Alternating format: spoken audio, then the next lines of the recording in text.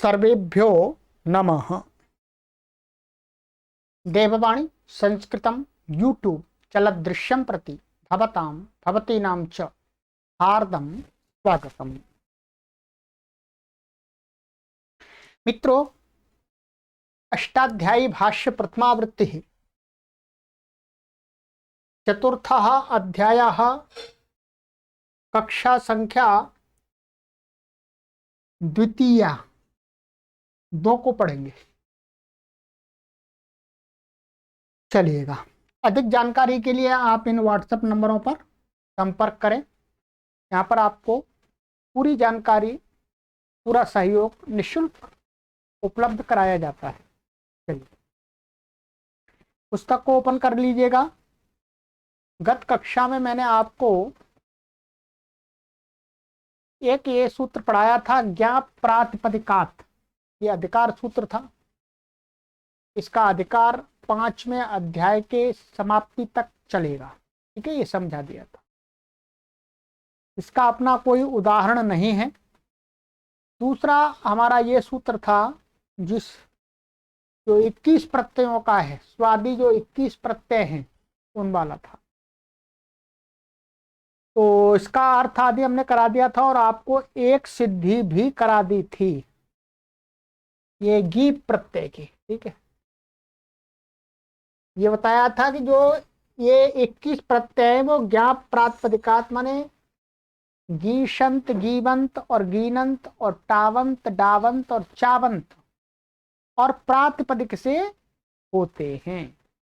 ठीक है, ये 21 प्रत्यय है। उसमें हमने सबसे पहले आपको गीप का उदाहरण लेकर के कुमारी शब्द प्रथमा व्यक्ति में सु का उदाहरण आपको सिद्ध कर दिया था, एक वचन का। ठीक है,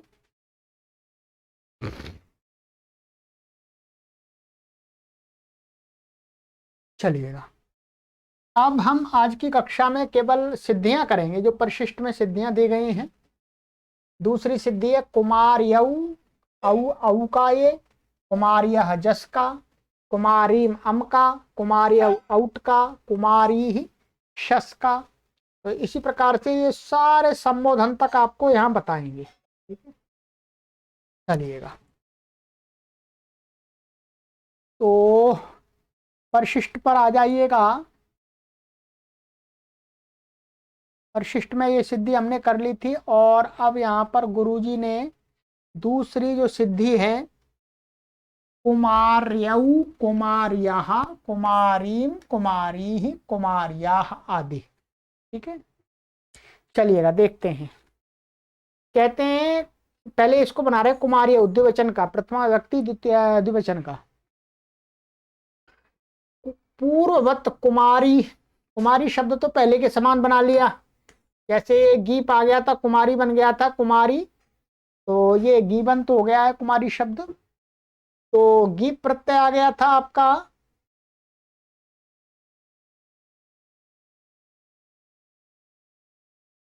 तो कुमारी शब्द बनके गीबंत होने से क्या है, तू औ जैसे द्विवचन की विवक्षा में स्वादि उत्पत्ति के सभी सूत्र लगेंगे। औ प्रत्यय आ गया, कुमारी औ। ठीक है, अब औ आकर के यहां पर क्या प्राप्त होता है, सबसे पहले प्राप्त होता है एको यणची। क्या प्राप्त होता है, एको यणची। एको यणची प्राप्त होता है। ये ई माने इक को यण हो जाता अच के परिवर्ते, ये वाला प्राप्त होता है सबसे पहले यहां पर। परंतु इसका अपवाद है यहां पर प्रथमयोः पूर्व सवर्ण। प्रथमयोः पूर्व सवर्ण क्या कहता है, इसका अर्थ देख लीजिएगा पहले। ठीक है,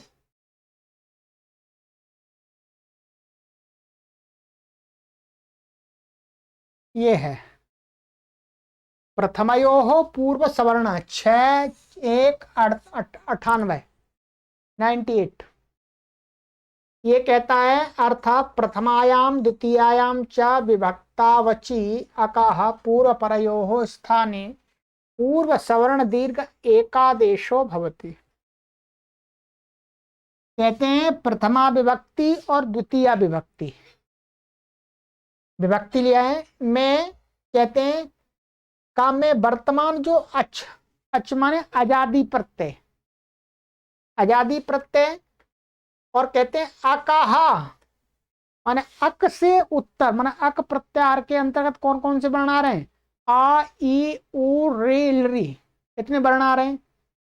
तो इनसे उत्तर यदि माने अक प्रत्याहारांत कोई शब्द है, उससे उत्तर यदि प्रथमा विभक्ति या द्वितीय विभक्ति का कोई आजादी प्रत्यय आ रहा है, तो कहते हैं अकह पूर्व परयो, माने अक, अक माने जो पूर्व में वर्ण है, अंतिम शब्द का अंतिम वर्ण, और विभक्ति का जो वर्ण है, उन दोनों के स्थान में पूर्व का सवर्ण दीर्घ हो जाता है, सवर्ण दीर्घ एकादेश हो जाएगा। ठीक है, एको एणची आदि नहीं लगेगा। तो यहां पर क्या प्राप्त होने लगा आपका, ये देखिएगा,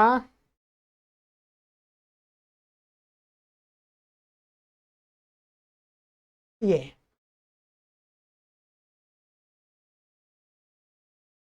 कुमारी, ये प्राप्त होने लगा। ठीक है, प्रथमयो पूर्व सवर्णा प्राप्त होने लगा। तो पहले एको एणची, फिर इसका बाद ये प्राप्त, यहां पर क्या होने लगा, कुमारी औ, तो ई और औ को ये ई प्राप्त होने लगा, दोनों को कुमारी, रूप गलत बन जाएगा। इसलिए इसका भी एक अपवाद है, दीर्घा जसी च, ये मैंने अपन निषेध सूत्र है, ये अपवाद नहीं, ये निषेध करता है। अपवाद सूत्र तो कुछ कार्य करता है, निषेध माने मना करता है, निषेध करता है कार्य का, तो ये निषेध सूत्र है दीर्घा जसी च। इसका भी अर्थ देख लीजिएगा, दीर्घा जसी च क्या कहता है, ये प्रथमयो पूर्व सवर्ण के आगे ही सूत्र है। ये कहता है दीर्घात जसी इची च परतः पूर्व परयो स्थाने पूर्व सवर्ण दीर्घ एकादेशो न भवति। यदि कोई दीर्घ वर्ण है, दीर्घ वर्णांत कोई शब्द है, यदि उससे उत्तर जस अथवा इच, इच प्रत्याहार के अंतर्गत क्या आ जाएगा, सभी अच्छा आ जाएंगे आ वर्ण को छोड़ करके। तो इजादी विभक्ति के परे रहते पूर्व पर के स्थान में प्रथमयो पूर्व सवर्ण से दीर्घ प्राप्त था, उसका निषेध कर दिया। दीर्घ पूर्व सवर्ण दीर्घ एकादेशो न भवति, नहीं होगा। क्यों? क्योंकि ये कुमारी और ये औ, समझ लीजिएगा, ये क्या है, दीर्घ है, दीर्घ वर्ण है, और उससे उत्तर ये इजादी है, इसके अंतर्गत आ गया औ। तो यहां पर प्रथमयो पूर्व सवर्ण से दीर्घ प्राप्त था, उसका निषेध हो गया, पूर्व सवर्ण दीर्घ नहीं होगा। तो क्या होगा जी, वही होगा फिर जो पहले प्राप्त था। सबसे पहले प्राप्त क्या था, इकोयणची, तो इकोयणची हो जाएगा, तो इसको ई को यह हो जाएगा, तो कुमार यऊ बन गया आपका। ठीक है, ध्यान रखेंगे, ये दोनों सूत्र मैंने आपको विस्तार से समझा दिए। तो दीर्घा जसी च से निषेध हो गया, तब इको एणची से एणादेश होकर के क्या बन गया, बोलो, कुमार यऊ। ठीक है,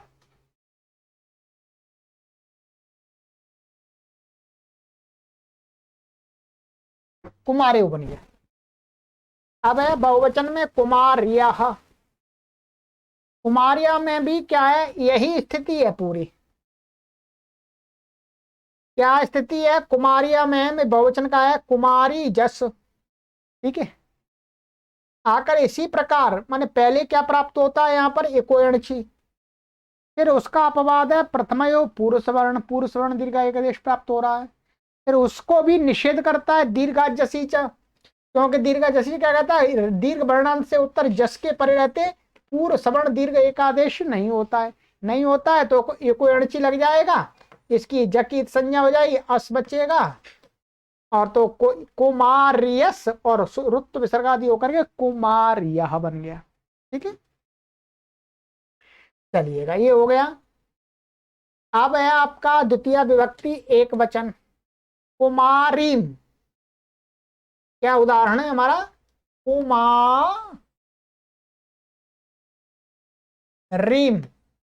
ये बनता है। ठीक है, कुमारीम में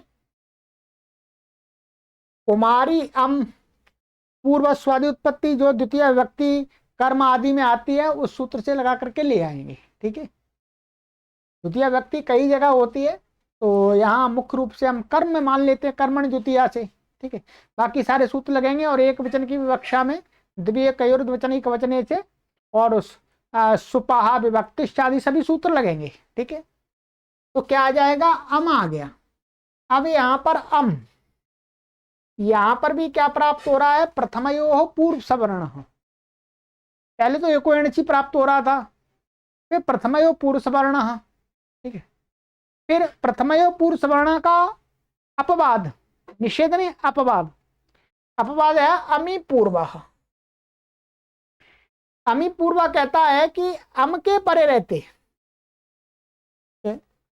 अम के परे रहते पूर्व रूप हो जाता है। पूर्व सवर्ण दीर्घ का सवर्ण दीर्घ नहीं होता, पूर्व रूप हो जाता है। माने अम का आ ये और पूर्व का ई, तो पूर्व रूप हो जाएगा, ई और आ को ई हो जाएगा, तो आ तो कुमारीम बन गया, ये कुमारीम बन जाएगा। ठीक है, ये ध्यान देंगे, ये को यहां पर दीर्घ जसी आदि नहीं लगेगा। ठीक है, ऐसे ही कुमारी आउट, द्वितीय व्यक्ति द्विवचन का है आउट, तो आउट है तो पूर्वत क्या करेंगे, आउट आ गए, फिर यहां पर वही सारे सूत्र लगेंगे। यहां पर भी जो कुमारी आउ में हमने लगाया था, है इको एणची प्रथमयो पूर्व सवर्ण दीर्घा जसी चा और इको एणची, वही सारे लगेंगे इसमें भी। तो ये कुमार यऊ बन जाएगा, दोनों में दो कुमारियों को बना। फिर कुमारी शस, शस प्रत्यय आ गया, तो कुमारी शस यहां पर क्या हो जाएगा, पर यहां पर पहले एको एणची प्राप्त होता है, फिर उसका अपवाद है प्रथमयो पूर्व सवर्ण, यहां पर लग जाएगा।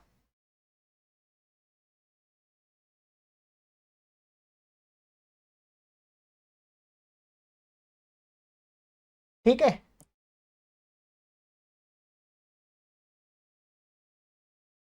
यहां पर क्या दीर्घा जसीच नहीं लग सकता, क्या दीर्घा जसीच लग ही नहीं सकता, क्योंकि इच प्रत्यय में पाए, इच प्रत्यय नहीं है यहां पर। क्या इच प्रत्यय, ये जो शस है ये तो जस में नहीं आता, और इच प्रत्यार भी नहीं है इसके अंदर, आ है, इसलिए यहां पर प्रथमयो पूर्व सवर्ण लग करके कुमारीस और रुत्त विसर्ग होकर के क्या बन जाए, कुमारीस और रुत्त विसर्ग होकर के कुमारी, ऐसा बनता है द्विवचन बहुवचन में, द्वितीय व्यक्ति बहुवचन में। ये हो गया आपका, चलिएगा आगे आ जाइएगा। तृतीय विभक्ति बिल्कुल सरल है, कुमारिया तृतीय व्यक्ति एक वचन का है, तो कुमारी टा पूर्व स्वादि उत्पत्ति करेंगे, तृतीय व्यक्ति कर्ण आदि में आती है या अनभिहित कर्ता में आती है, तो टा आ गया। और यहां पर क्या है, इको एणची सीधा अलग करके और कुछ प्राप्त टा का संज्ञा आ बचेगा, कुमारिया बन गया, ये इको एणची लग गया। ठीक है, कुमारी, फिर द्विवचन भ्याम आ गया, यहाँ कुछ भी प्राप्ति नहीं है, कुमारी भ्याम में ऐसा बन जाएगा, कोई नया सूत्र नहीं लगता यहाँ पर। ठीक, कुमारी भिस, यहां पर भी कुछ भी सूत्र नहीं लगता, कुमारी रुत्त विसर्ग हो जाएगा, तो कुमारी भी बन गया। ठीक है, अब है चतुर्थी विभक्ति एक वचन में क्या बनता है रूप इसका, कुमार्यई। ध्यान नहीं, क्या बनता है बोलो, कुमार्यई। तो कुमारी और चतुर्थी व्यक्ति गे आ गया प्रत्यय, गे ऐसी का स्वादि उत्पत्ति करेंगे तो औ जसादि से। अब यहां पर क्या है, पूर्वत से यूस्त्राख्य नदी, ये तो पढ़ लिया 1 4 3। दीर्घ ईकारांत और उकारांत स्त्री के आख्या वाले शब्दों की क्या होती है, नदी संज्ञा होती है। क्या है, नदी संज्ञा हो गई कुमारी शब्द की, कुमारी की नदी संज्ञा होकर के आण नद्याह, आण नद्या कहता है कि नदी संज्ञक से उत्तर, नदी संज्ञक वर्ण से उत्तर जो नकारादि प्रत्यय है, यहां देख लीजिएगा एक बार, अर्थ मैं दिखा देता हूं आपको।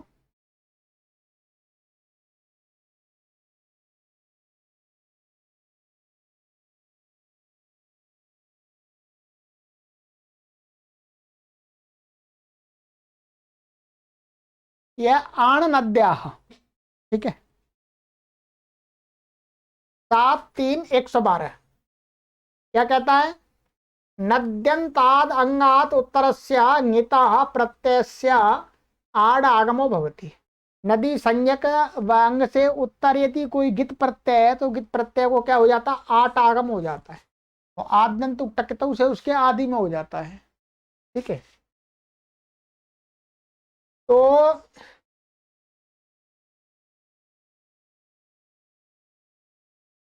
क्या हुआ ये?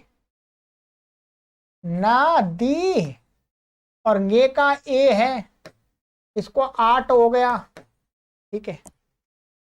अब यहां पर आठ क्या हो जाए? आठश्च, आठश्च से क्या हो जाएगा? वृद्धि, वृद्धि क्या हो जाएगी? आई। आठश्च भी दिखा देंगे आपको, देखिएगा ये आठश्च है।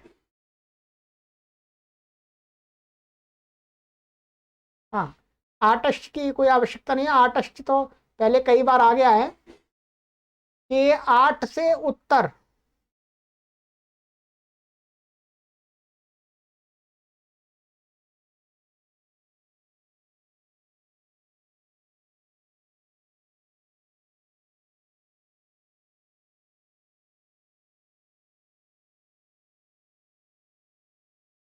ये आठ आगम हो गया, आदन तो टकटू से आदि में हो गया।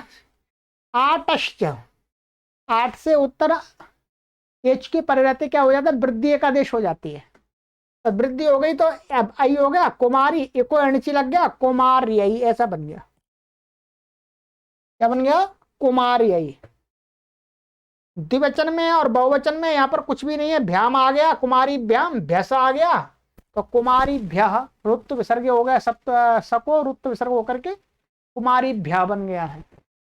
ये चतुर्थी व्यक्ति के कंप्लीट रूप हो गए, ठीक है। अब है इसके आगे हमारा ये पंचमी विभक्ति कुमार्याः, पंचमी विभक्ति एक वचन में क्या बनता है? कुमार्याः, सरल है ये। कुमारी ngसी आ गया, पंचमी व्यक्ति एक वचन का, पूर्व स्वादित्पत्ति करके, पूर्वत आकर के, फिर क्या है? कुमारी के समान, कुमारी के समान, यहां पर भी क्या? कुमारी की यूस्त्राख्यो नदी से नदी संज्ञा है, नदी संज्ञा होने से क्या हो जाएगा? आड़ नद्याः, ये ngस का आस बचेगा, आड़ नद्या से आठ आगम हो गया, आदंत टकतऊ, और आटश्च, हाँ आटश्च का अर्थ है माने अच के परे रहते होता है, माने आठ से उत्तर अच हो तो दोनों के स्थान में वृद्धि एकादेश हो जाती है, ठीक है। तो कुमारी आ और ये अस आस हो गया, वृद्धि और एको अणची लग करके कुमार यास, और रुत्त विसर्ग होकर के कुमार याह ऐसा बन गया, ठीक है। और द्विवचन में और बहुवचन में कुमारी भ्याम, कुछ नहीं, भ्याम आ जाएगा, कुमारी भ्या भ्यसा आ गया, बिल्कुल कोई नया सूत्र नहीं लगेगा। षष्ठी विभक्ति में भी घस आ जाएगा, घस में है क्या है? पूरा कुमारिया ही बनेगा, बिल्कुल ऐसा ही बनेगा, घसी का भी अस बचता है और घस का भी अस बचता है, और ये सूत्र लगे हैं वो कुमारिया, इसमें षष्ठी विभक्ति योजना में भी लग जाएंगे, ठीक है। कुमारियो हो, कुमारियो ये षष्ठी व्यक्ति वचनांत है, ओस आता है यहाँ पर, कुमारी ओस, ध्यान देंगे क्या है? कुमारी ओस, यहाँ पर क्या है? एको एणची, क्या लग गया? एको एणची, एको एणची से क्या हो जाएगा? एणादेश हो जाएगा और कुछ प्राप्ति नहीं है, तो कुमार योस और रुत्त विसर्ग होकर के कुमार यो ऐसा बन गया, ठीक है। आगे सूत्र है आपका कुमारी नाम,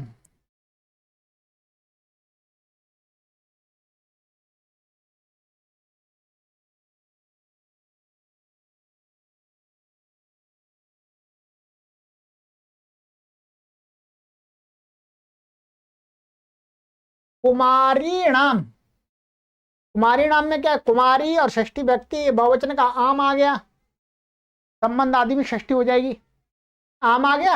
आम आकर के यूस्त्राख्य नदी से इसकी नदी संज्ञा है, नदी संज्ञा। फिर यहाँ पर ह्रस्व नद्यापो नुट ये लगेगा। ह्रस्व नद्यापो नुट कहता है कि ह्रस्व वर्ण से ह्रस्व अंग से उत्तर ह्रस्वांत अंग और नद्यंत अंग और आवंत अंग से उत्तर आम, जो षष्ठी व्यक्ति का जो बहुवचन का आम प्रत्यय आम को नुट आगम होता है। तो ये क्या है, नदी संज्ञा का नद्यंत अंग है और आम परे है तो इसको नुट आगम हो गया।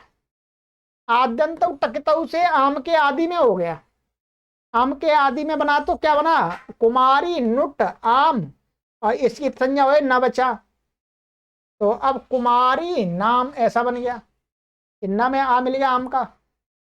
फिर अटक उपवांग नुम व्यवावे पी,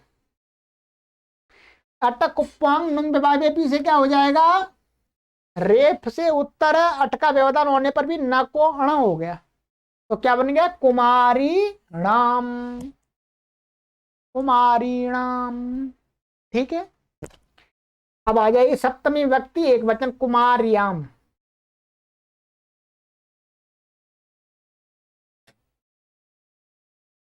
कुमारी नी सप्तमी का एक वचन आ जाएगा आधार में, अधिकरण आदि में।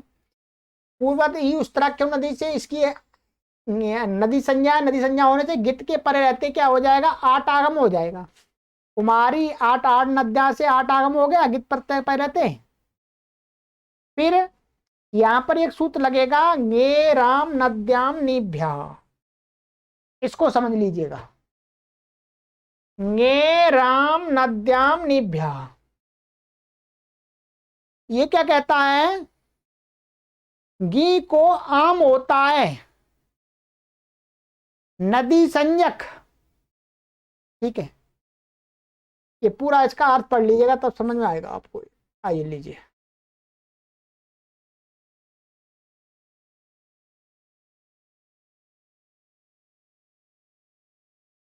7-3-116 ये कहता है, अर्थ नद्यंतात आवंतात नि इत्येतस्मात् चोत्तरस्य ङेः आम इत्ययम् आदेशो भवति, कि नदी संज्ञक अंग से उत्तर अथवा आबंत वन टाप डाप चाप आदि का जो है, और नी, नी एक शब्द है ये, कहते हैं इनसे उत्तर ङे माने गी, गी सप्तमी व्यक्ति एक वचन का, गी को आम आदेश हो जाता है, गी के स्थान में होता है, आम आदेश हो जाता है। ठीक है, अब गी को आम कर देंगे तो क्या बनेगा हमारा, देखिएगा,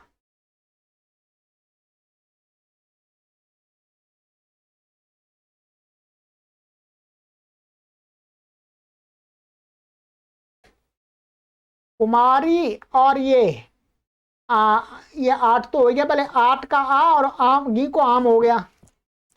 अब आटष्ट से वृद्धि एक आदेश हो गई, तो आम आम बन गए, इको एनची लग गया, कुमारियाम ऐसे बनता है। ठीक है, चलिएगा, और कुमार यो हो सप्तमी व्यक्ति द्विवचन में ओस, तो कुमारी, और जैसे अभी षष्ठी द्विवचन में आया था ओस, वैसे ही यहाँ पर बन जाएगा कुमार, इको एनची लग करके रुक्त विसर्ग होकर के कुमार यो हो। ठीक है, और सप्तमी व्यक्ति बहुवचन में बनेगा कुमारीषु, इसमें क्या है, कुमारी और सुप आ गया बहुवचन का, और आकर के आदेश प्रत्यय हो, भाई यहाँ पर कुछ नहीं गया, आदेश प्रत्यय सा को इसकी संज्ञा हो जाएगी, सु को माने सु के स को श हो जाएगा है, आदेश मन आदेश का या प्रत्यय का, प्रत्यय का सकार है, और इण से उत्तर होगा, इण से उत्तर है ई से, तो क्या हो गया, अब मूर्धन्य हो गया, तो क्या बन जाएगा, कुमारीषु ऐसा बन गया, कुछ भी नहीं है यहाँ। आदेश प्रत्ययो, ये एक सूत्र लगा है, इसको ध्यान रख लीजिएगा। संबोधन में ध्यान दीजिएगा, संबोधन में बनता है इसका हे कुमारी, ऐसा बनता है। क्या है, हे तो संबोधन दिखाने के लिए लगा दिया है, वास्तव में शब्द तो यही है, ये बताने के लिए संबोधन का है। तो कुमारी ऐसा है, और यहाँ संबोधनेच्छा से प्रथमा विभक्ति आती है, प्रथमा एक वचन की विवक्षा में एक वचन आ गया है, तो सु आ गया, यहाँ पर सु आ गया, कुमारी सु। ठीक है, अब यहां पर ये संबोधन है, तो अम्मार्थ नद्योर ह्रस्व। इस सूत्र से क्या होता है कि संबोधन के पर संबोधन संबुद्धि एक वचन, संबोधन नहीं, संबुद्धि, संबोधन का जो एक वचन का सु प्रत्यय होता है, संबोधन में जो सु आता है एक वचन का केवल, उसकी क्या होती है, एक वचनम संबुद्धि, संबुद्धि संज्ञा होती है। ये दूसरे अध्याय के तृतीय पाद में पढ़ लिया था। तो संबुद्धि के परे रहते अंबा, और अंबा के अर्थ वाले शब्द और भी है, अंबा, अक्का आदि, और नदी संज्ञक, नदी संज्ञा यानी कि ऐसे वर्णों को ह्रस्व हो जाता है संबुद्धि के पर रहते। तो ये क्या है, संबुद्धि है, एक वचनम संबुद्धि है, तो ये क्या हो गया, ह्रस्व हो गया। इसका भी अर्थ में बता दूंगा आपको। तो ह्रस्व हो गया, कुमारी ऐसा हो गया। फिर इसकी एक वचनम संबुद्धि से इसकी संबुद्धि संज्ञा है सु की सकी, तो फिर ह्रस्व हो गया, एंग ह्रस्वात संबुद्धि। एंग अथवा ह्रस्व वर्ण से उत्तर जो संबुद्धि का अप्रिक्त स होता है, सु का स, उसका लोप हो जाता है, सु के स का लोप हो गया इससे। ये पहले भी कई बार लगा है, तो बोला हे कुमारी, ऐसा बन गया। ठीक है, अब इसका सूत्र देख लीजिएगा, इसका अर्थ देख लीजिएगा। आइए,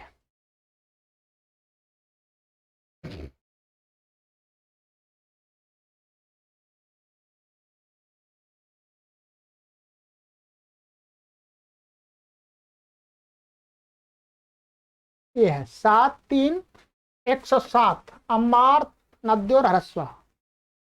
अर्थ अम्मार्थानाम नद्यंतानाम चांगानाम ह्रस्व भवति संबुद्धौ पड़ता है, संबुद्धि पहले तो बताया था मैंने।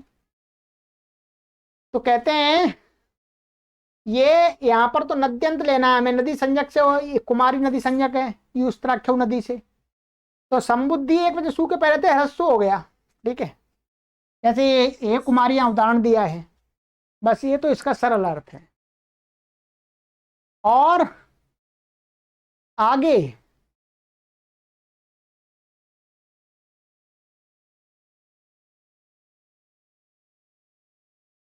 द्विवचन में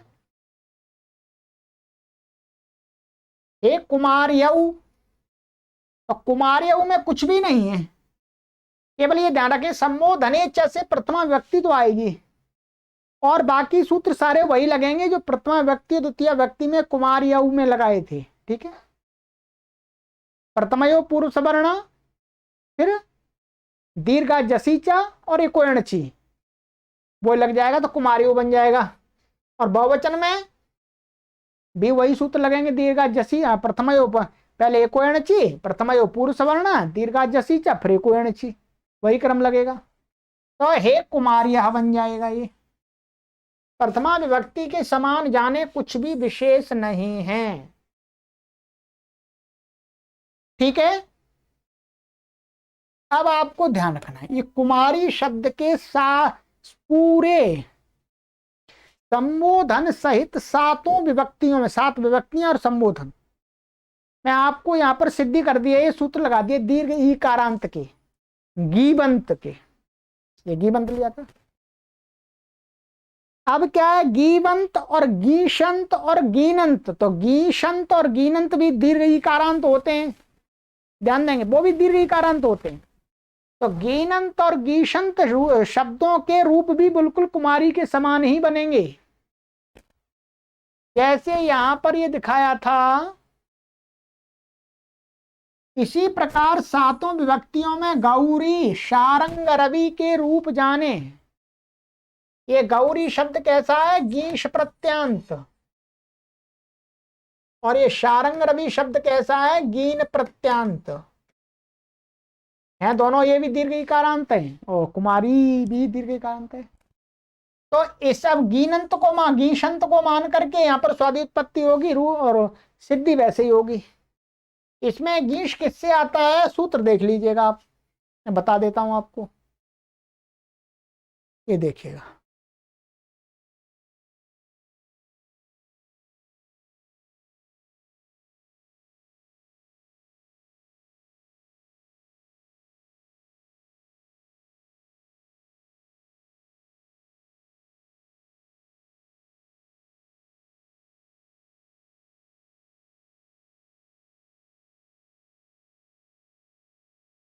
ये सूत्र है चौथे अध्याय के प्रथम पाद का 41वां सूत्र है। ये कहता है सिद्धभ्या प्रातिपदिकेभ्यः गौरादिभ्यश्च प्रातिपदिकेभ्यः स्त्रियाम गीश प्रत्यय भवति। शित प्रातिपदिकों से और गौरादि गण में पड़े हुए, तो गौरी शब्द क्या गौरादि गण का ही है, तो उनसे क्या होता है, स्त्रीलिंग की व्याख्या हुई तो गीश प्रत्यय होता है। ठीक है, तो जैसे गौरादि गण में गौरी ये बना हुआ है, गीश हो गया गौरी। कुमारी में गीप लाए थे, कुमार से गीप, यहां पर क्या होगा, गौर के क्या आएगा, गीश। ठीक है, जैसे यहां पर इसकी भसंज्ञा हुई थी, भसंज्ञा वैची हमसे भका लो, भसंज्ञा का लोप हो गया था, फिर उसमें मिल गया था कुमारी, जैसे गौरी बन जाए, वो सारे सूत्र लगेंगे। और गीश लाने के लिए सूत्र लगाना है। ठीक है, बाकी कुमारी के ही समान इसके रूप चल जाएंगे। इसी प्रकार से शारंग रवि, शारंग रवि में जो गीन होता है, ये सूत्र है आपका शारंग रवाद्ययो गीन, ये गीन प्रत्यय करता है, यहां लिखा हुआ देखिएगा।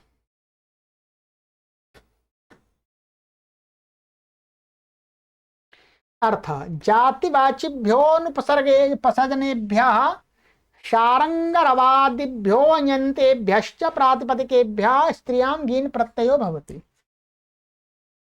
जातिवाची और अनुपसर्जन का अर्थ होता है मुख्य, जाति को मुख्य कहने वाला जो मुख्य शब्द, और शारंगरवादी और अञन्तेभ्यः। ठीक है, ये शारंगरवादी हमें लेना है, तो शारंगरवादी गण है, तो उस गण में पड़े हुए जो शब्द हैं और जातिवाची होने चाहिए, क्या है, जातिवाची और मुख्य शब्द जो शारंगरवादी गण में पड़े हुए हैं, तो उससे क्या हो जाता है, गीन प्रत्यय होता है स्त्रीलिंग की विवक्षा में। बस इतना ही समझ लिए, बाकी समझेंगे तभी। तो यहाँ शारंग रव शब्द था, शारंग रव, और ये गीन हो गया, गीन का ई बच्चा लोप आदि होकर के शारंग रवि बन गया, आगे इसके रूप चल जाएंगे। तो ये हो गया गीनंत। ठीक है, तो ये आज मैंने आपको इसकी सिद्धियां दिखा दी मोटी मोटी। ठीक है,